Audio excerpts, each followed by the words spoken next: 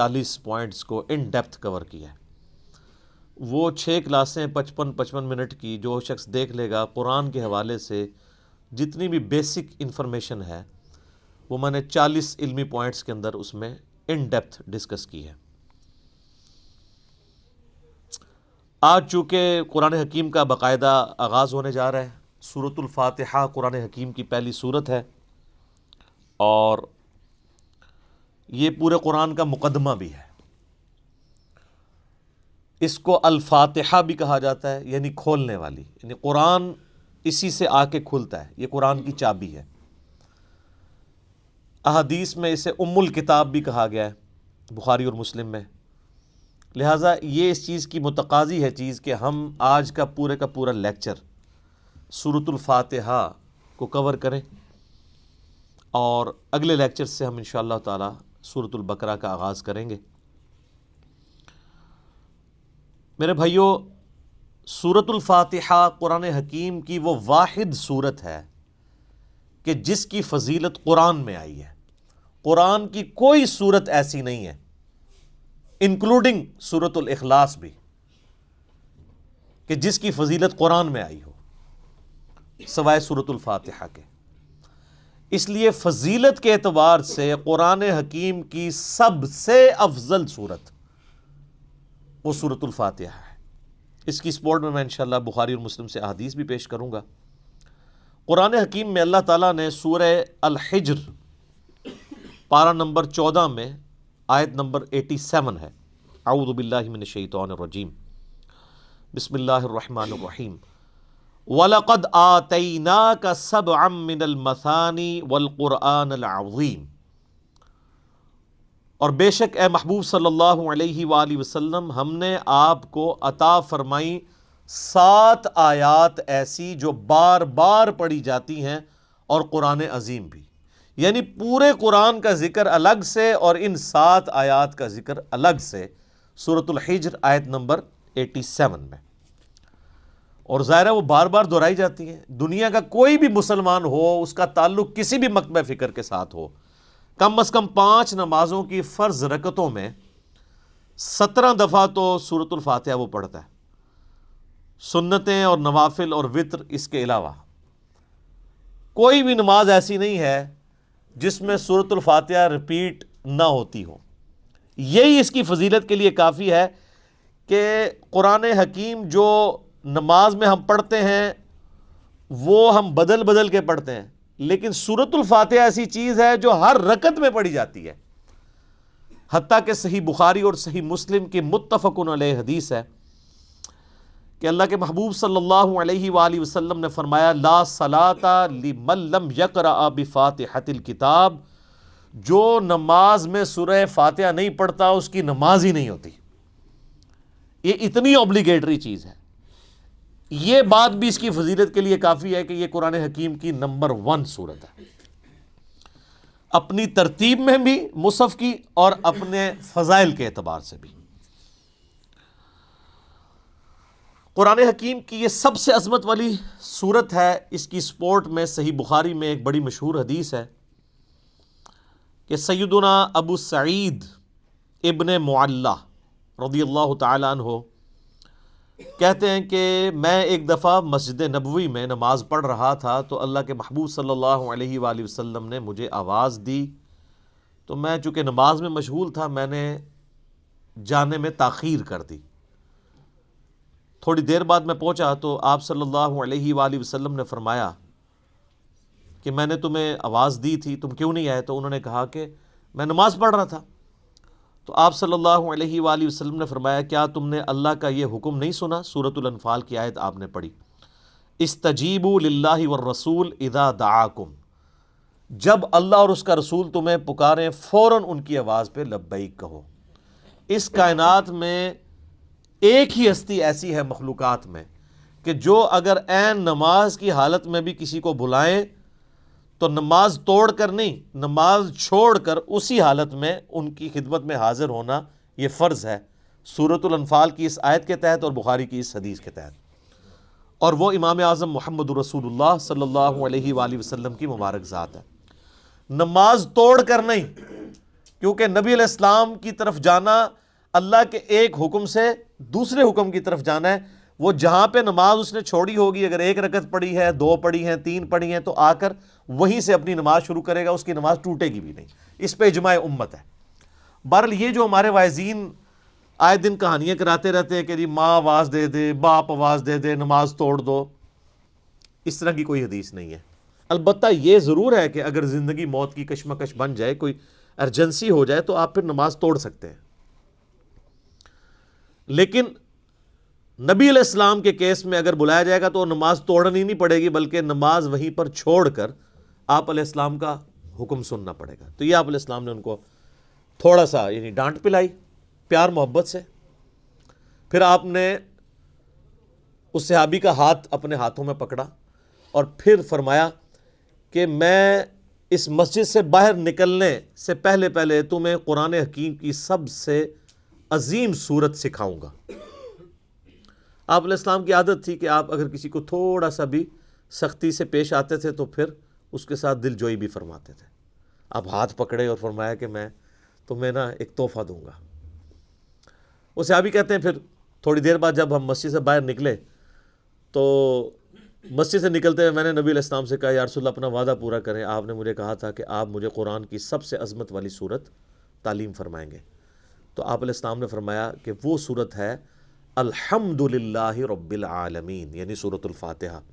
اور پھر آپ علیہ السلام نے ساتھ ہی یہ سورہ ہجر کی آیت نمبر 87 بھی پڑھی کہ یہ وہ جو قرآن حکیم میں آیا ہے وَلَقَدْ آتَيْنَاكَ سَبْعًا مِّنَ الْمَثَانِ وَالْقُرْآنَ الْعَظِيمِ، یہ ہے وہ صورت جو قرآن حکیم میں اللہ نے مجھے عطا کی، جو 7 آیات بار بار دہرائی جاتی ہیں.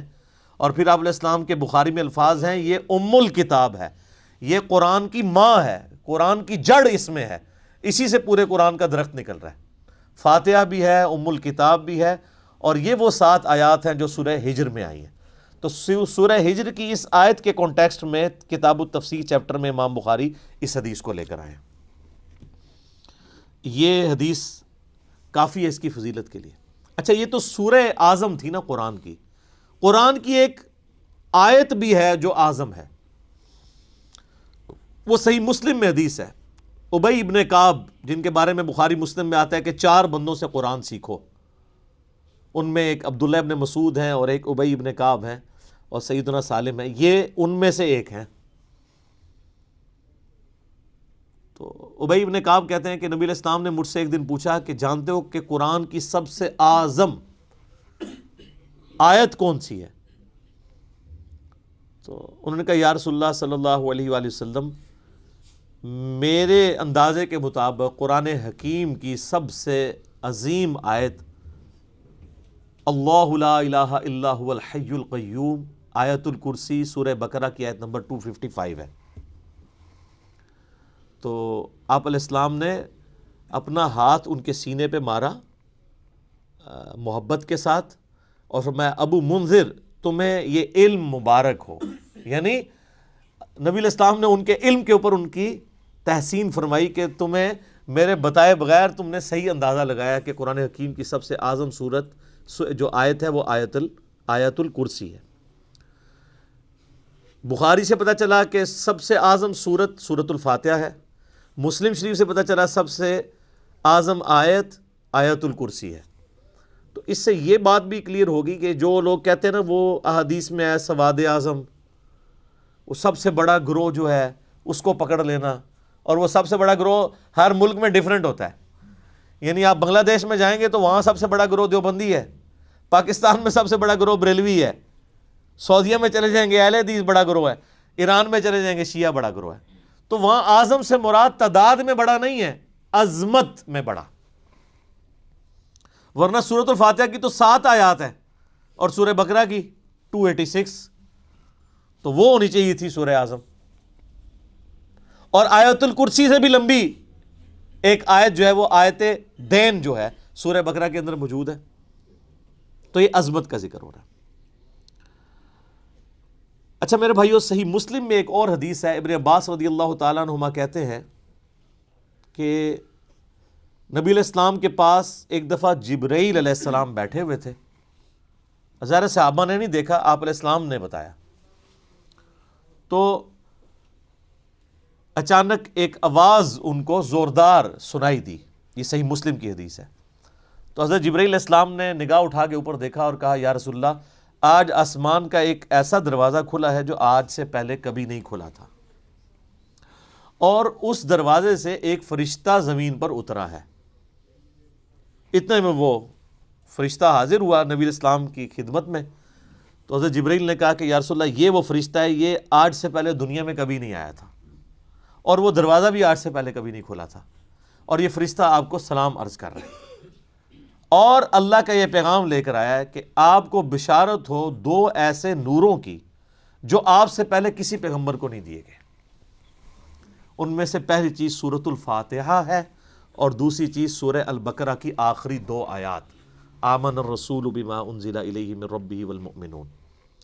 تو سورۃ الفاتحہ وہ نور ہے جو کسی پیغمبر کو نہیں دیا گیا سوائے ہمارے محبوب صلی اللہ علیہ وآلہ وسلم کے۔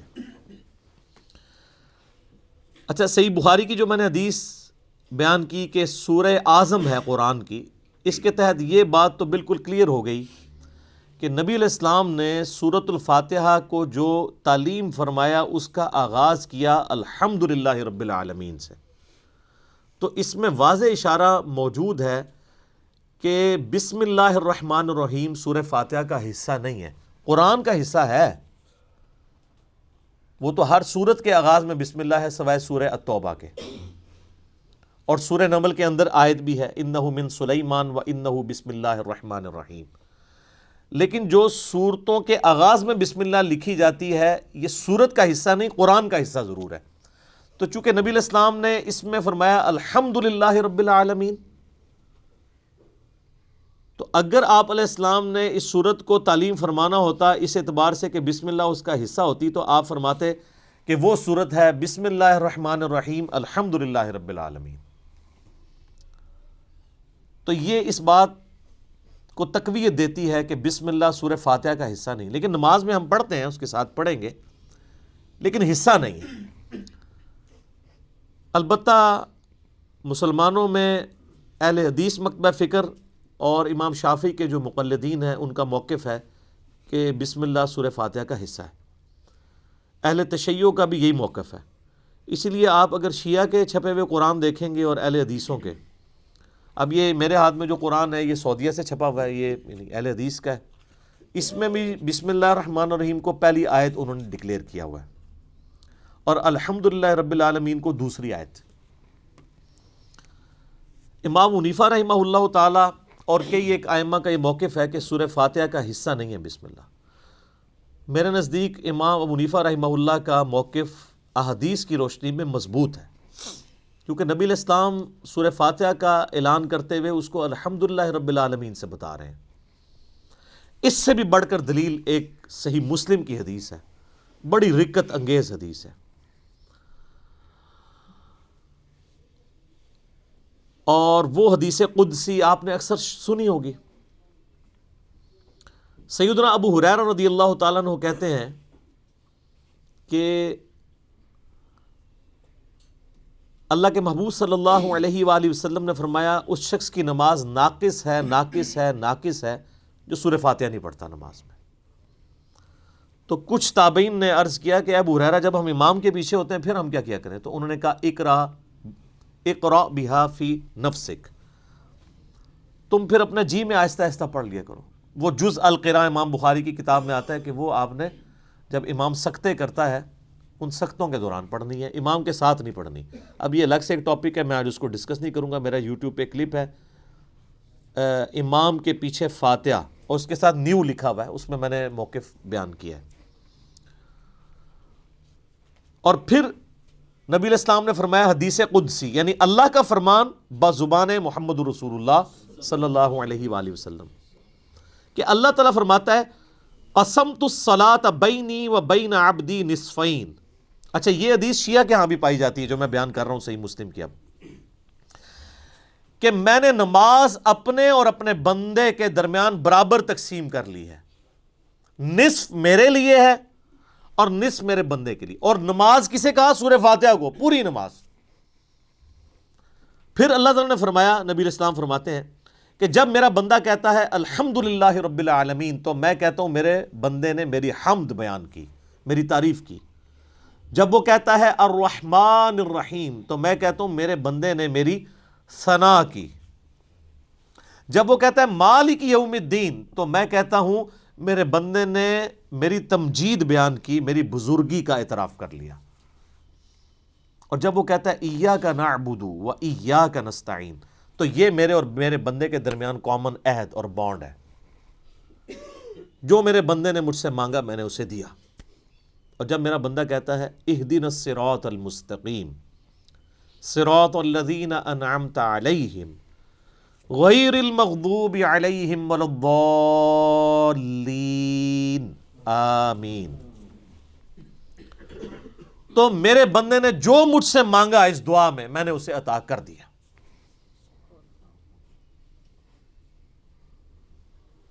یہ حدیث بھی اس بات کا ثبوت ہے کہ سورہ فاتحہ کا حصہ بسم اللہ نہیں ہے، ورنہ تو یہ سٹارٹ یہاں سے ہوتی کہ جب میرا بندہ کہتا ہے بسم اللہ الرحمن الرحیم، تو میں کہتا ہوں میرے بندے نے میرے نام سے آغاز کیا۔ جب وہ کہتا ہے الحمدللہ رب العالمین، تو میں کہتا ہوں میرے بندے نے میری حمد کی۔ تو اس حدیث میں بھی، حدیث قدسی میں بھی، سورہ فاتحہ کا آغاز الحمدللہ رب العالمین سے ہوا۔ لہٰذا اہل تشیع اور اہل سنت میں اہل حدیث اور شافعی ہیں جو شوافع، ان کا موقف مضبوط نہیں ہے اس مسئلے میں۔ امام حنیفہ رحمہ اللہ کا موقف اس مسئلے میں، جہاں کئی مسئلوں میں ان کے موقف غلط ہے، اس مسئلے میں ان کا موقف ٹھیک ہے کہ سورہ فاتحہ کا حصہ نہیں ہے بسم اللہ۔ اس سے بھی بڑھ کر بخاری و مسلم میں حدیث ہے، انس ابن مالک کہتے ہیں میں نے پوری زندگی نبی علیہ السلام کے پیچھے نماز پڑھی، اس کے بعد حضرت ابوبکر کے پیچھے، پھر حضرت عمر کے پیچھے، پھر حضرت عثمان کے پیچھے۔ میں نے ان چاروں میں کسی کو بھی قرات کا آغاز نماز میں بسم اللہ سے کرتے ہوئے نہیں سنا، ہمیشہ الحمدللہ رب العالمین سے سنا۔ وہ ثنا تو خاموشی سے پڑھی جاتی ہے نا، اور بسم اللہ بھی۔ قرات کا آغاز وہ کرتے تھے الحمد سے، اس کا مطلب ہے کہ وہ سورہ فاتحہ سے اسے الگ سمجھتے تھے۔ اور مسلم میں تو یہاں تک الفاظ ہیں، بلکہ وہ حضرت انس بن مالک تو انکار ہی کر رہے ہیں، وہ کہتے ہیں کہ نبی علیہ السلام اور حضرت ابوبکر و عمر سورہ فاتحہ سے نہ پہلے بسم اللہ پڑھتے تھے نہ بعد میں، یعنی اگلی سورہ سٹارٹ کرنے سے پہلے بھی بسم اللہ نہیں پڑھتے تھے، کنٹینیوشن کے ساتھ پڑھتے تھے۔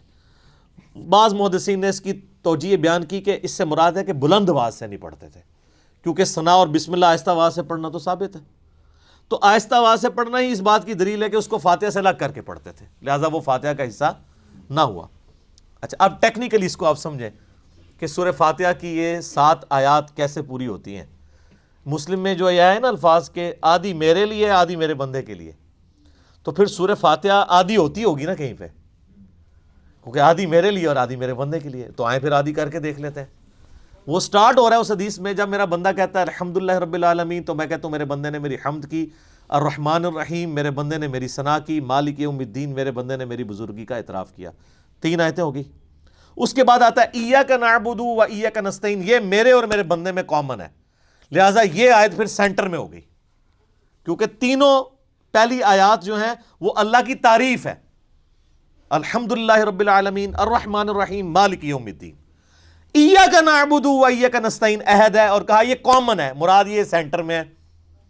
اور اس کے بعد جتنی چیزیں وہ دعائیں ہیں، اہدنا الصراط المستقیم، یہ بندے کی ہوگی، صراط الذین انعمت علیہم غیر المغضوب علیہم ولا الضالین آمین، یہ 3 آیات اللہ سے دعا ہوئی، یہ بندے کے لیے، اور اس میں الفاظ ہیں جو میرے بندے نے مانگا میں نے دے دیا۔ پہلی 3 اللہ کی ثنا، اور سینٹر والی ایاک نعبد و ایاک نستعین کامن بانڈ۔ ٹھیک ہو گیا؟ اس سے بھی مزے کی بات، ایاک نعبد و ایاک نستعین بھی سینٹر ہو جاتی ہے، یہ ایک آیت ہے نا، ایاک نعبد، اے اللہ ہم تیری عبادت کرتے ہیں، یہ بھی اللہ کی تعریف، و ایاک نستعین، اور دعا تجھ سے کرتے ہیں۔ واو پہ آگے سینٹر بنتا ہے، اس واو سے پہلے 3.5 آیات اس طرف ہیں اور 3.5 آیات اس طرف ہیں، یہ بالکل سینٹر بنتی ہے واو، ایاک نعبد، اور وہ اسی لیے حدیث میں ہے نا یہ کامن ہے۔ کامن کیوں ہے؟ ایاک نعبد، میرے بندے نے میری عبادت کی، وَإِيَّاكَ نَسْتَعِينُ میرے بندے نے مجھ سے مانگا، اور کیا مانگا؟ اهْدِنَا الصِّرَاطَ الْمُسْتَقِيمَ صِرَاطَ الَّذِينَ أَنْعَمْتَ عَلَيْهِمْ غَيْرِ الْمَغْضُوبِ عَلَيْهِمْ وَلَا الضَّالِّينَ آمین۔ تو یہ اتنی مضبوط دلیل ہے، یہ جتنے دلیل کیا کتنے دلائل میں نے سامنے رکھ دیے ہیں کہ جس کے بعد کوئی گنجائش نہیں رہتی کہ کوئی بندہ ہٹ درمی پہ اور ضد پہ آ جائے۔ شیخ زبیر علیزئی رحمہ اللہ تعالیٰ سے 2008-9 کی بات ہے، میں نے اب چونکہ وہ اہل حدیث تھے تو اہل حدیث کی کوشش ہوتی ہے کہ امام حنیفہ ہر مسئلے میں غلط ثابت ہو جائے، تو میں نے ان کے سامنے کہا جی اب آپ کو چیک کرتے ہیں، ہم بخاری مسلم کو مانتے ہیں کہ وہ یہ نہ ہو کہ امام حنیفہ کی دشمنی آپ کو اس پہ نہ ابھار دے کہ آپ سچائی سے اناد کریں۔ تو مجھے کہتے ہیں نہیں وہ بسم اللہ حصہ ہے فاتحہ کا۔ میں نے کہا جی یہ واضح احادیث ہیں، یہ میں نے سارے دلائل آپ کو بھی سن کے اندازہ ہو گیا ہوگا اس کے بعد کوئی بندہ یا مان سکتا ہے یا چھڑولی چھوڑ سکتا ہے آگے سے، بالکل واضح بات ہے۔ تو ان باتوں کا ان کے پاس کوئی جواب نہیں تھا۔ وہ کہتے ہیں نہیں امام شافعی، میں نے کہا امام شافعی کو چھوڑیں، آپ کہتے ہیں کتاب و سنت، اب آپ کہہ رہے ہیں امام شافعی کہتے ہیں بسم اللہ حصہ ہے۔ ہم آپ کو بخاری مسلم سے ثابت کر رہے ہیں کہ سورہ فاتحہ کا حصہ نہیں ہے بسم اللہ۔ بہرحال نماز میں بھی پڑھیں گے، قرآن میں بھی پڑھا جائے گا، قرآن کا حصہ ہے سورہ فاتحہ سے پہلے پڑھنا، اور نماز میں بھی ہم بسم اللہ پڑھنا سنت ہے، بسم اللہ پڑھ کے ہی سورہ فاتحہ پڑھی جاتی ہے۔ جب بالکل پہلی دفعہ پڑھی جائے گی پھر تو اعوذ باللہ بھی پڑھا جائے گا، یہ بھی ذہن میں رکھیے گا۔ پہلی رکعت میں تو اعوذ باللہ سے بھی سٹارٹ کریں گے، باقی رکعتوں میں صرف بسم اللہ سے۔ کیوں؟ قرآن جب بھی پڑھا جائے گا نا تو اعوذ باللہ سے آغاز ہوگا۔ ایون آپ نے قرآن پڑھتے پڑھتے تلاوت روک دی، بند کی، کسی سے گپ شپ کی، دوبارہ پڑھیں گے تو اعوذ باللہ سے۔ اور اس کا حکم جو ہے سورۃ النحل آیت نمبر 98 میں موجود ہے، فَإِذَا قَرَأْتَ الْقُرْآنَ فَاسْتَعِذْ بِاللَّهِ مِنَ الشَّيْطَانِ الرَّجِيمِ، پس تو جب بھی قرآن کی قرات کرنے لگے تو اللہ کی پناہ حاصل کر لیا کر شیطان مردود کے اگینسٹ۔ کیوں؟ اگر آپ شیطان کے اگینسٹ اللہ کی پناہ نہیں حاصل کریں گے تو قرآن پڑھ کے آپ غلط رزلٹ بھی نکال سکتے ہیں، اس میں قرآن کا قصور نہیں ہے۔ اگر ایک اچھی گاڑی ہے اس پہ ڈرائیور غلط بیٹھ گیا جا کے ٹھوک دیتا ہے تو گاڑی کا تو قصور نہیں ہے۔ تو قرآن حکیم سے غلط رزلٹ جان بوجھ کے لوگ نکال سکتے ہیں، جب تک کہ اپنے آپ کو قرآن کے سامنے سرنڈر نہ کریں اور اللہ تعالیٰ کے سامنے اپنے آپ کو پیش نہ کریں شیطان کے اگینسٹ کہ یا اللہ تو ہی پناہ دے ہمیں اس کے اگینسٹ، ورنہ قرآن حکیم وہ پڑھیں گے تو اس سے غلط رزلٹ بھی نکال سکتے ہیں، وَلِعَوْذُ بِاللَّهِ تعالیٰ۔ اس لیے حکم دیا گیا۔ اچھا، بخاری مسلم کی ایک حدیث بڑی مزے کی ہے۔ صحابہ کرام کا قافلہ کہیں جا رہا تھا، راستے میں انہوں نے ایک جگہ پانی کے لیے پڑاؤ کیا، تو وہاں پہ ایک قبیلہ آباد تھا، انہوں نے صحابہ کرام کی کوئی مہمان نوازی نہیں کی، لیکن اسی دوران ان کے قبیلے کے سردار کو ایک سانپ یا بچھو نے ڈس لیا۔ یہ حدیث بخاری میں بھی ہے اور مسلم میں بھی۔ تو جب وہ سانپ اور بچھو نے ڈس لیا تو وہ صحابہ کرام کے پاس آئے اور کہا کہ تم میں سے کوئی ایسا ہے جو جھاڑ پھونک کر سکتا ہو، دم ڈال سکتا ہو زہریلے جانور کا؟ تو ایک صحابی نے کہا ہاں مجھے ایک دم آتا ہے، لیکن میں یہ بکریوں کا پورا ریوڑ اس کے عوض معاوضہ لوں گا۔ مرتے کیا نہ کرتے، پھنسے ہوئے تھے، انہوں نے کہا ٹھیک ہے۔ اس نے جا کے دم ڈالا سورہ فاتحہ پڑھ کے، تو حدیث کے الفاظ ہیں وہ بندہ اس طرح ہو گیا جیسے مردہ زندہ ہو جاتا ہے اس کے اثر سے، دم کے۔ بکریوں کا ریوڑ والے کیا۔ اب صحابہ کرام میں اختلاف ہو گیا، ایک گروہ نے کہا کہ یہ تو آپ نے قرآن پڑھنے کی اجرت لے لی ہے، یہ تو حرام ہے، زیادہ پرہیزگار لوگ بھی ہوتے ہیں نا۔ دوسروں نے کہا نہیں ہم نے معاوضہ لیا، بالکل ٹھیک ہے۔ بہرحال یہ طے پایا کہ نبی علیہ السلام سے جا کے فیصلہ کروائیں گے۔